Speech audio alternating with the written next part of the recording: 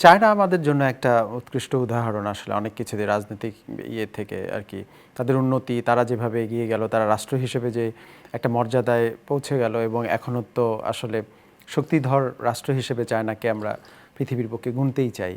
সেই নানা কারণেই আসলে চায়নাকে বাংলাদেশ গুরুত্ব দেয় পলিসি মেকিংয়ের ক্ষেত্রে বা ইত্যাদি ইত্যাদি, সেটা একটা আছে যে কারণে কিন্তু ওই লাইনটা তৈরি হয়েছে, বা হয়তো আপনাকে ওই কারণেই ওইদিকে যাবার, ওইখান থেকে শিখে আসবার এটা করেছে।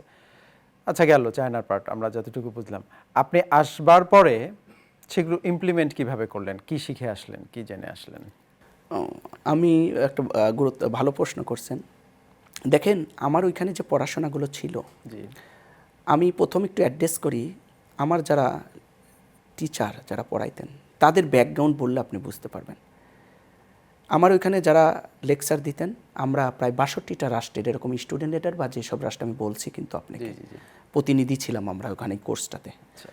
তো আমাদের টিচার ছিল ম্যাক্সিমাম বিভিন্ন রাষ্ট্রের সাবেক প্রধানমন্ত্রী এবং রাষ্ট্রপতিরা, ম্যাক্সিমাম। ওই যে রাষ্ট্র সংক্রান্ত।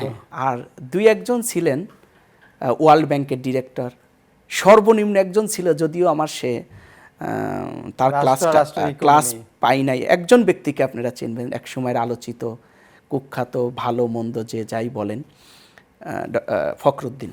আচ্ছা, উনিও দেখলাম যে আমার ডিপার্টমেন্টে ওনার ছবি টানানো, যদিও ওনার সাথে আমার ক্লাস হয়নি।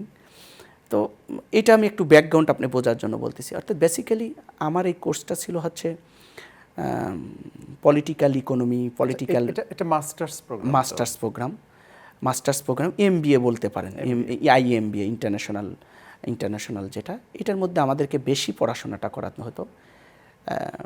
যদিও ফাইন্যান্স এগুলো পড়তে হতো, বিজনেস এগুলো পড়তে হতো, but political economy and diplomatic related যে এইগুলো পড়া হতো।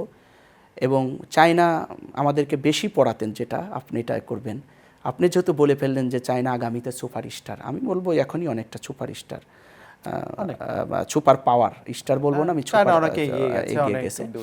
তো সেই জায়গায় চায়নার একটা ইনিশিয়েটিভ আছে, ওরা সারা পৃথিবীতে, যদিও এটা ওদের আরও ৩,০০০ বছর আগের, তখন ছিল সিল্কওয়ে, আপনারা হয়তো শুনছেন, ওইটাকে ওরা প্রথম আনলো বেল্ট অ্যান্ড রোড ইনিশিয়েটিভ, এখন one belt one road initiative. এটা সারা পৃথিবীতে ওরা অলরেডি প্রায় 79 কান্ট্রি ওরা এটাকে অ্যাডজাস্ট করে ফেলছে। এটা শেখ হাসিনার সময়ও কয়েকবার অনেকগুলো রাষ্ট্র এটার সাথে।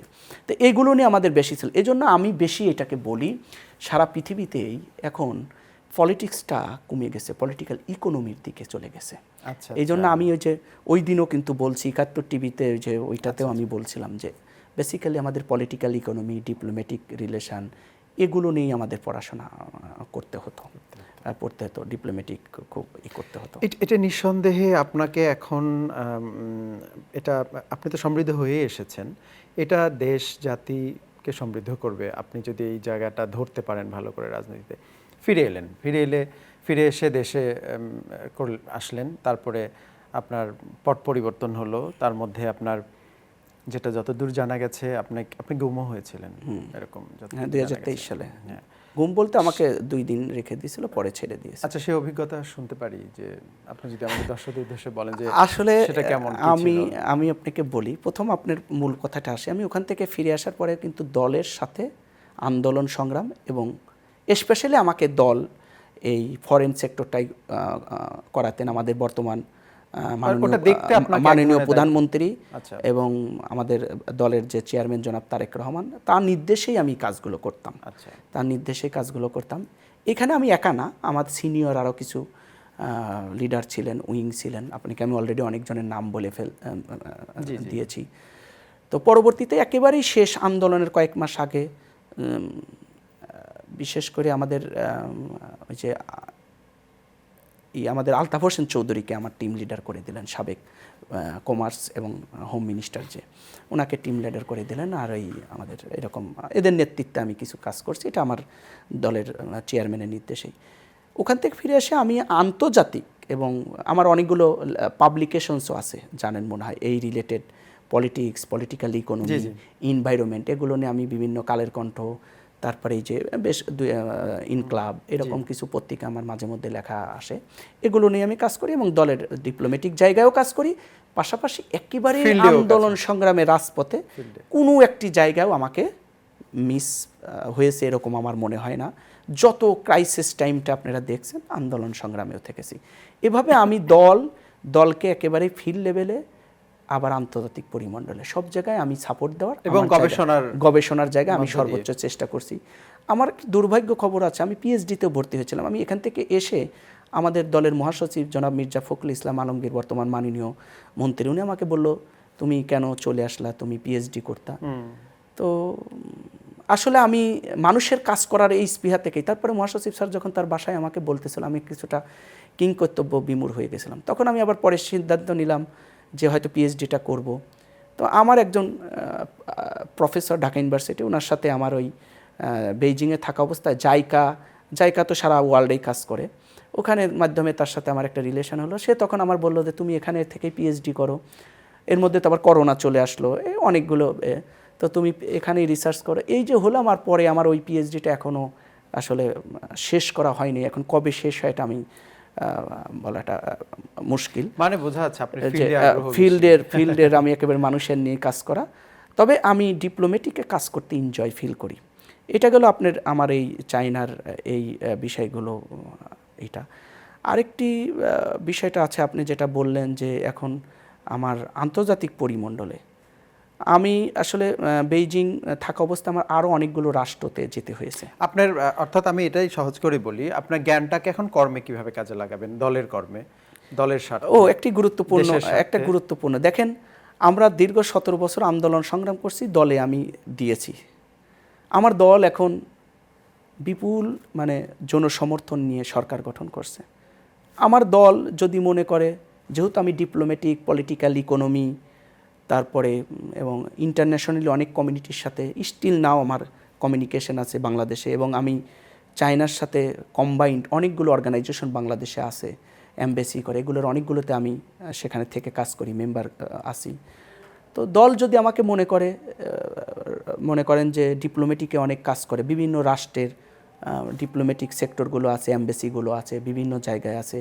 আমি যেহেতু চায়না রিলেটেড এবং আমার নামের সাথে আমার যে কমিটি, যুবদলের কমিটি, ব্যাকেটে চায়না লিখে দেওয়া আর কি, কারণ আন্তর্জাতিক সহান্তর্জাতিক এটা আমরা প্রায় সারা ওয়ার্ল্ডে 8 জন ছিলাম। তো কে কোন কোন দেশের কাজ করে বা থাকছে, প্রতিনিধিত্ব করছে, তার ওইভাবে কারোর লেখা আছে ডেনমার্ক, একটা ট্যাগ এইটা। এবং আমি যতটুকু শুনছি, আই এম নট শিওর, ওই আমার দলের মাননীয় চেয়ারম্যান, মাননীয় প্রধানমন্ত্রী ওই আমার ওই চায়না জাহাঙ্গীর ওই নামেই চিনি আর কি, যেহেতু ওইভাবে উনি ওইভাবেই চেনে। এজন্য যদি আমাদের সরকার এবং দল যদি মনে করে যে আমার এক্সপার্টিস আছে ডিপ্লোম্যাটিকে কাজ করার এবং বিজনেস কাজ করা, পলিটিক্যাল ইকোনমি কাজ করা, স্পেশালি ডিপ্লোম্যাটিক সাইডটাই আর কি, তাহলে দল যদি মনে করে, সরকার যদি মনে করে আমাকে কোনো জায়গায় কাজে লাগাতে, এগুলোর অনেক সেক্টর আছে। আপনি জানেন বাংলাদেশের অনেকগুলো রাষ্ট্রেই এমবেসি আছে, সেগুলোতে আমি কাজ করতে পারবো। আর যদি স্পেশালি চাইনায় আমাকে কাজ করাইতে চাই, আমি চাইনিজ ভাষা কিছুটা পারি, তারপরে ওখানকার একটা কমিউনিটির সাথে আমার পরিচিত, ডিপ্লোম্যাটিকদের সাথে রিলেশন আছে, বিজনেসম্যানদের সাথে রিলেশন আছে, আদার সোসাইটির সাথে রিলেশন আছে। এই জায়গায় যদি দল এবং সরকার, এই আমাদের মাননীয় প্রধানমন্ত্রী জনাব তারেক রহমান যদি মনে করেন আমাকে কোনো জায়গায় কাজে লাগাইতে আমার এক্সপার্টিসটা, তাহলে হয়তো সেই জায়গায় কাজ করা।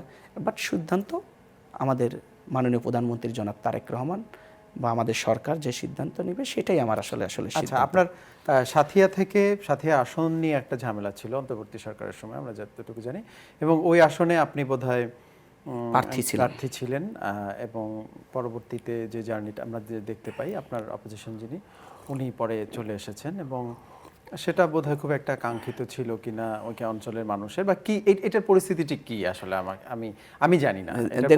আমাদের সাথিয়া বেড়া একটি আসন ছিল, অর্থাৎ আমাদের সাথিয়া উপজেলার হচ্ছে 10টি ইউনিয়ন, একটি পৌরসভা। আপনার অংশটা কেন কি হলো? আমি ওই জায়গাতে আসতেছি। আর বেড়া একটা উপজেলা, বেড়া উপজেলার 4টি ইউনিয়ন আমাদের সাথে ছিল। সব মিলেই প্রায় ভোটার ছিল অলমোস্ট 4.5 লাখের মতো। ওইখানে ছিল প্রায় 40-42 হাজার ভোটার, ওইগুলো তো হয়ে গেল, আমি অনেকটা ছোট হয়ে আসলো। এইটা আসলে ইন্টেরিয়াম গভর্নমেন্টের সময় আমি মনে করি যে এটা পরিকল্পিতভাবে আসনটাকে ছোট করা হয়েছে। এতে কিছু অসুবিধা হয়েছে। কিছু অসুবিধা হচ্ছে ওই যে আরেকটি যে উপজেলা আমার পাশেরটা পাবনা 2 সুজানগর আর বেড়া হয়ে গেছে, তাদের কিন্তু এই বড় জনগোষ্ঠীকে যেহেতু আগের থেকে অভ্যস্ত, এর মধ্যে অর্ধেক ছিল, আর একটা আসনের মধ্যে আরেকটা ছিল, সেইখানে তারা তাদের যে নাগরিক সুবিধা পাওয়ার জন্য কিছুটা হলে ব্যাঘাত ঘটে। আমার মনে হয় যে একসাথে ছিল, এটাই ভালো ছিল, এটা ভালো ছিল। আর আমাদের ওই আসনটা পাবনা 1 আসন, তো প্রায় সময় কিন্তু ওইখানে আমাদের নেতৃত্ব তৈরি হয়েছে, মন্ত্রিত্ব পেয়েছে। অনেক পাবনা সদরের রেকর্ড যদি আপনি দেখেন, পাবনা 5 যেটা সদর, সেখানে মন্ত্রিত্বর কিন্তু এত রেকর্ড নেই, কিন্তু সাথিয়া বেড়া এখান থেকে প্রায় সরকারের সময়েই ঘুরে ফিরে এখানে মন্ত্রিত্বও থাকছে, এই হয়েছে। আর এটা অ্যাকচুয়াল পলিটিক্যাল কারণেই এটাকে একটি দল বা একটা গোষ্ঠী তারা তাদের কিছু সুবিধা নেওয়ার জন্য, কারণ ওই বেড়ার যে 4টি ইউনিয়ন ছিল, ওই ইউনিয়নে বিএনপির তাদের জরিপ অনুযায়ী, এবং আমরাও তো জানি যে বিএনপির ভোটার সবচেয়ে বেশি ছিল। তারা মনে করছে যে ওইটা যদি আলাদা করে, ওই যে একটা কি ফ্যাকশন একটা থিওরি আছে আপনি জানেন, তো তারা ওইটাকে ফ্যাকশন করছে।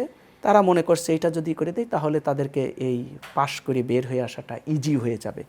তারা এটা মনে করছে যে নিজামী সাহেব, এখন যেটা আছে নিজামী সাহেবের ছেলে, সে এটা হয়েছে, যদিও ওইখানে ভোটার বিএনপিরই বেশি। এটা হলো আপনার, আমি একেবারে জিস্ট কথা, যেটা আরও জানার থাকলে আপনি বলতে পারেন। খুব সাম্প্রতিককালে একটা হাম নিয়ে আমরা মর্মাহত সারা দেশবাসী, শিশুদের যে ইয়েটা, সেটা বোধ করি ওই সময় থেকেই একটু শুরুটা হয়েছে। এখন অনেকটাই হয়তো বর্তমান সরকার ম্যানেজ করে ফেলেছেন, বা ফিল্ডের কী অবস্থা এরকমই। আপনাদের পদক্ষেপগুলো কী ছিল এটা জানবার পরে, বুঝবার পরে? এটার একটা গোপন হয়তো বা আপনি মধ্যে থেকে হয়তো জানেন, আমি যেটা জানি না, এই বিষয়টা সম্পর্কে একটু বলবেন। আপনার সলিউশন কিন্তু মোটামুটি আপনারা করে ফেলেছেন, যদিও আমরা যাদেরকে হারিয়েছি দুঃখজনক, তাদেরকে তো ফিরে পাচ্ছি না, শিশুদেরকে কষ্ট দেয়, কিন্তু এটার পেছনের যে হাতটা, পেছনের যে স্টোরিটা, কিংবা পেছনে যে সংকটগুলো ছিল, এটা পরিষ্কার করে জানতে চাই। ধন্যবাদ। দেখেন, আমি আপনাকে একটু একটা বিষয় বলি। আপনি ব্যক্তিগতভাবে, আমি আসলে কিন্তু হেলথ রিলেটেড এক্সপার্ট না, আমি প্রথমেই বলে নিচ্ছি। আমি আপনারা সরকারে আছেন, প্রতিনিধি, আপনাদের একটা পার্ট আপনি। আমি যে রাজনীতি করা লোক, মানুষের নিয়ে কাজ করা লোক, সেই হিসেবে আমি মানুষের পার্সপেক্টিভ থেকে, যেহেতু আমি এলাকায় নির্বাচন করতে গেছি, মানুষের নিয়ে কাজ করছি, দীর্ঘদিন স্টুডেন্ট উইংসে কাজ করছি, তারপরে যুব সংগঠন নিয়ে কাজ করছি, সেই মানুষের পার্সপেক্টিভ থেকে আমি উত্তর দিতে পারবো, বাট আমি এই বিষয়ে এক্সপার্ট না। দেখেন, হামের যে বিষয়টা আপনারাও শুনছেন, আমরাও জানি, সেটা হলো যে ইন্টারিম গভর্নমেন্ট এখন যে কোনো কারণেই হোক, সেটা ওনারা ভালো জানবে। একটা দীর্ঘ সময়, ওনারা যে সময় ছিল, সেই সময় হামের যে টিকাগুলো বাচ্চাদের দেওয়ার জন্য, সেটা তারা দিতে পারেনি। তাদের কি বাধা ছিল বা এগুলো, যেহেতু আমি ওই সময় সরকারে ছিলাম না বা না, তো আমি মনে করব তারা দিতে পারে নাই মানে কি ব্যর্থতা। এখন কি কারণে ব্যর্থতা সেটা ওনারা জানে। এটা গেল হচ্ছে হামের বিষয়টা। আর রাজনৈতিক একজন মানুষ হিসাবে আমি প্রথমেই খুবই কি বলবো, তাদের প্রতি আমি সমবেদনা জানাই। আমি শোকাহত, অনেক বাচ্চা এখান থেকে চলে গেছে। বাট আমাদের দল বিএনপি, আপনি দেখেন যখন সরকারে ছিল না ইন্টারিমের সময়, তখনও হাম নিয়ে মানুষের পাশে দাঁড়ানোর জন্য এটাকে কিভাবে সলিউশন করা যায়, তাদেরকে কিভাবে চিকিৎসা দেওয়া যায়, আমাদের দলের চেয়ারম্যান, বর্তমান প্রধানমন্ত্রী, মাননীয় প্রধানমন্ত্রী জনাব তারেক রহমান অনেকভাবে কিন্তু কাজ করছে, হেলথ টিম করেছে, অনেক এক্সপার্টদের সাথে ডিসকাস করেছে। তো সেই জায়গাটা কিন্তু দল করছে। এখন ধরেন আমি আমার জায়গাটাই বলি, আমার এলাকায় আপনাদের মাধ্যমে একটি কথা বলি। আমার মনে করি যে আমার যে এলাকাটা নির্বাচনী এরিয়া পাবনা 1 সাঁথিয়া, এটা এখনও অবহেলিত। এখন যে প্রার্থী জামাতের থেকে হয়েছে, উনি আমার দেখা মতে আমার এলাকায় এখন পর্যন্ত এই জায়গা থেকে তেমন কোনো কিছু করতে পারেন। আমি আপনাকে বলি, আমার যে বাড়িটা, গ্রামের বাড়ি, আমি আপনাকে প্রথমেই বলেছি অজপাড়া, সেখানে একটা কমিউনিটি হাসপাতাল আছে, কোনো ডাক্তার নেই, কোনো কিছু নেই। আমি ওখানে ভিজিট করেছি, নির্বাচনের সময় ভিজিট করেছি, অনেকভাবেই বলেছি। তবে এখন আমি আরও বিভিন্ন জায়গায় কথা বলতেছি, যেহেতু আমার সরকার আসছে, এটা আমরা যদিও এখানে আমাদের সংসদ সদস্য নেই, কারণ সংসদ সদস্য একটা বড় ফ্যাক্ট। আপনি হয়তো প্রশ্ন করতে পারেন তাহলে কি আপনারা সহযোগিতা করবেন না? না, এরকম না। যেহেতু তার একটা বিষয় থাকে, কিছু ডিমান্ড তার থেকে আসতে পারে, কিন্তু সেই জায়গাগুলো থেকে এখনো কোনো ডিমান্ড এটা জানায়নি। আচ্ছা। আর হামের যে বিষয়টা আমাদের সরকার বুঝেছি। অলরেডি এইটা নিয়ন্ত্রণের মধ্যে নিয়ে আসছে, অনেকগুলো ভ্যাকসিন এগুলো নিয়ে আসছে, আপনার এটা দৃশ্যমান। এবং আমাদের যে স্বাস্থ্যমন্ত্রী সে কিন্তু, এবং আরও যারা স্বাস্থ্য উপদেষ্টা আছে, এক্সপার্টিস যারা আছে, আমাদের প্রধানমন্ত্রী নিজেও এটা নিয়ে সারাক্ষণই এটা নিয়ে। আমরা একটু শেষের দিকে চলে এসেছি। আপনি দুটো ব্যাপার, আমাদের নিরাপত্তা এই রাষ্ট্রের, এই ভূখণ্ডের, এবং এই স্বাস্থ্য।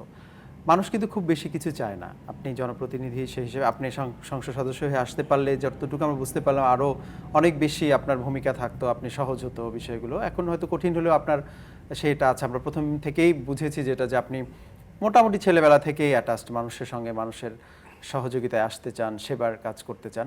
আপনার দিক থেকে এবং আপনার সরকারের মাধ্যমে, আপনার সরকারের মাধ্যমে আমি কিভাবে গিয়ে আপনার সাথিয়ার মানুষকেই স্বাস্থ্যগত দিক এবং এই নিরাপত্তার বিষয়টাকে, আপনি চায়নাতে একটা পলিসি বুঝে এসেছেন, ওদের পলিসির সাথে যে সেগুলোকে মিলিয়ে কোন কৌশল বা কিভাবে কি করলে এই দুটো জায়গা অন্তত আমরা অনেক ইমপ্রুভের দিকে যেতে পারি, অনেক স্বস্তির জায়গায় পৌঁছাতে পারি, আপনি যদি একটু দর্শকদের উদ্দেশ্যে। ধন্যবাদ। খুবই গুরুত্বপূর্ণ প্রশ্ন। স্বাস্থ্য আমাদের একটা মৌলিক অধিকার, এটা নিয়ে আমি আগে শুরু করি, তারপর নিরাপত্তা। দেখুন, ইতিমধ্যে আমাদের সরকার বলছেন, তারপরে আমি আমার প্ল্যানগুলো শেয়ার করি। আমি মনে করি যে আমি যখন উঠান বৈঠকগুলো করছি নির্বাচনী পর্যায়ে, এখন ইন্টারনেট ব্যবস্থা হয়ে গেছে, একেবারেই প্রতিটা মানুষের দোরগোড়ায় স্বাস্থ্য ব্যবস্থাটা পৌঁছায় দিতে হবে। যেমন ধরেন এই যে উপজেলাগুলোতে যে হাসপাতালগুলো, কমিউনিটি যে হাসপাতাল, এটা এখন আছে, এটা কিন্তু এটা খুবই নগণ্য চাহিদার তুলনায়। এই জায়গাগুলোতে আপনি সব ধরনের চিকিৎসার ব্যবস্থা করতে হবে। এরকম একটা শুধু হাম দিয়ে একটা উদাহরণ দিলেন কেন, গ্রামের একজন, মানে আপনি এটাই ভাবছেন যে করবেন। আপনাকে বলি, এই জায়গাগুলোতে আমার ব্যক্তিগত প্ল্যান আছে, যার কারণে আমি কিন্তু নির্বাচন আমি দল থেকে নমিনেশন সর্বশেষে পাই নাই, বাট আমি মানুষের কাজের আমার একটা আইডিয়াটা শেয়ার করি। আমি এটাকে বলছি কুইক সার্ভিস। আচ্ছা, এটা দেখেন, আমার একটা কনসেপ্ট আমাদের শাহজাহান ইউনিভার্সিটির একটা ছেলে করেছিল, একটা কুইক সার্ভিস। অর্থাৎ আপনি ফুড পান্ডা কি বাসায় অর্ডার দিচ্ছেন, আপনার খাবার আপনার বাসায় চলে আসতেছে বসে। আমার একটা আইডিয়া আছে, সেটা আমি আপনার মাধ্যমে শেয়ার করি।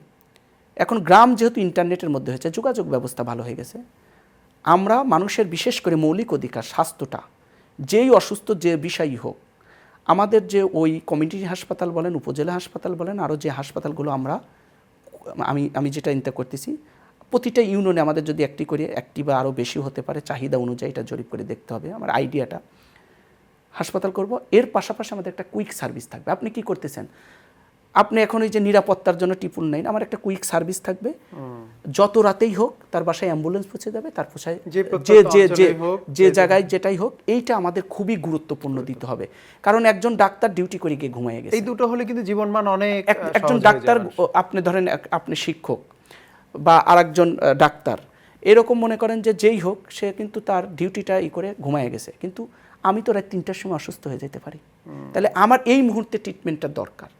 যদি কুইক সার্ভিসটা আমরা অ্যালাইন করতে পারি হাসপাতালগুলোর সাথে, যে খুব দ্রুত সময়ে সে চিকিৎসা পাবে। যেমন আমি আপনাকে একটা ঘটনা বলি, চায়নার একটা উদাহরণ দিয়ে বলি। জি জি।